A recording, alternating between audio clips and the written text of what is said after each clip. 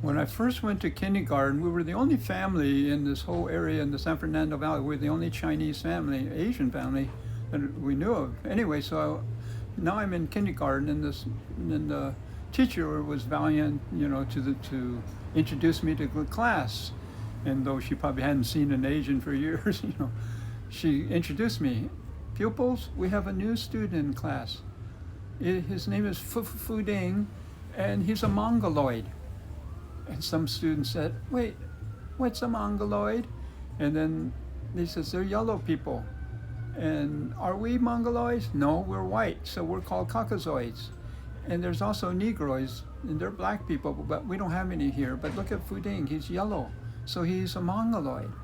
So everybody stared at me. Oh my God, I just went to hide under the table. But then I had to stand up and face it all because my mom had told me, remember, don't do anything to lose face because you represent all of China.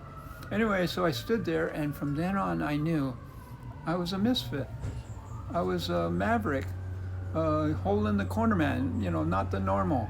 And especially during those days when you're trying to fit in peer pressure and all that stuff, oh, that was something, but there was no denying it. I was an oddball, a misfit. So the years goes by, so that by the time I was in high school, I thought I'd grab the bull by the horns and just deal with this being a misfit. And so I wrote an essay in senior composition called The Advantages of Being Maladjusted. And the thinking was that, if you're maladjusted, people think you're crazy, you don't fit, and then, so they just let you do whatever because, hey, this guy's kind of crazy, he's a misfit, he does his own thing. And the result is you get tremendous amount of freedom.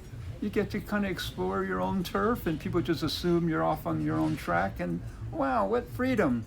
And actually the essay was selected to be read on graduation day and so on. So I've always thought, wow, that was a blessing in disguise to be an oddball. So I say to all of you, revere your idiosyncrasies, your odd things, because that makes you unique.